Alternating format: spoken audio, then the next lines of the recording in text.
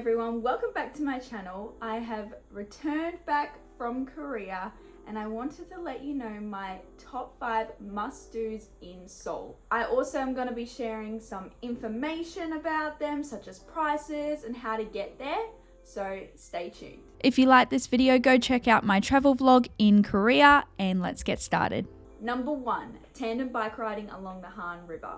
So we took a train from where we were to get to this place, and it was pretty much an open area that had street vendors and lots of people picnicking around the area. This is a place where we rented the bikes and rode up and down the river from. The cost for renting a bike was about $7 to $10 per hour. When we headed down the river, we found the Hangang Water Gardens, which was a great place to have a rest and get your feet wet. When we rode back to the main area, there is a boat that has a little walkway to it that sits on the river. It seemed like the popular place to get food. I would highly recommend coming here in the warmer months and viewing the beautiful city lights. Number 2, hiking in Bukhasan National Park. If you like hiking or just getting out in nature, then this is perfect for you. So we did this hike that was the tallest peak in Seoul. It is so lovely. It is surrounded by waterfalls and you walk alongside the waterfall. It's amazing. There was 2 different paths to get to the peak, which we took the difficult one going up and the easy one descending. But in my opinion, the hike itself is a medium to hard difficulty, especially the last 100 meters, which I would not recommend doing in the rain. The rock and railing is very slippery. There's also a place at the top of the mountain that you can have a picnic. When we were trying to get to the national park, it was really hard trying to find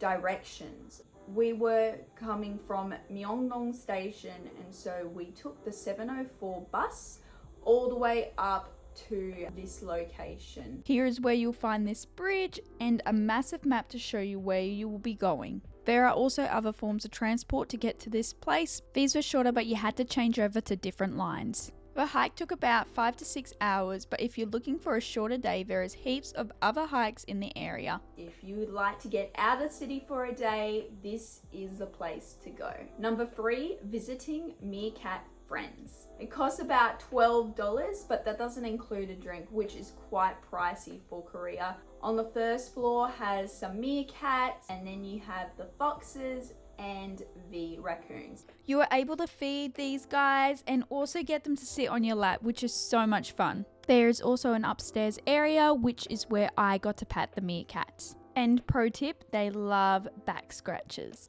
If you're into animal cafes and you don't just want to go to this one, we also went to a sheep cafe and I went to a cat cafe. Number 4 on the list is eating at Myeongdong night markets. Instead of having a restaurant meal, this is a great place to get a variety of different food. The price range was from around $5 to $10, and I would say it would take 3 to 4 items for a person to feel full. I bought a chicken skewer, and then I also bought vegetarian japchae for $5. There was these awesome desserts there. They had these Oreo ice creams. Oh my gosh, they looked so good. There was also these souffle, massive souffle pancakes that you could get different toppings on. My cousin ended up getting Nutella and this strawberry sauce. There is also shopping in the area, so you can go and stop in the shops before you go eat and then come back and have dessert. So it's really a lot to do in that area, not just the night markets. And lastly on my must-do list is experience Korean culture. When you're in Insadong, you can see it in its fullness. There's palaces there, there's hanboks to rent, there's also traditional inns that you can stay in. My cousin rented a hanbok from a shop that had just recently opened. The cost of renting was around $40 to $50. Just a little tip, if you are wearing a hanbok and you go visit the palaces, it's free entry. If you aren't wearing one, you'll be looking at spending $2 to $5 each section of the palace. What's even better is after a long day of wearing a hanbok and checking out palaces is going to a traditional inn. This is where we slept on the floor and had our host make us a traditional breakfast. The traditional inns around that area seem to be from $250 to like $400. If you want to keep your holiday more on a budget, then just go walking around the palaces. So these are my top 5 things I did in Seoul, and it was really hard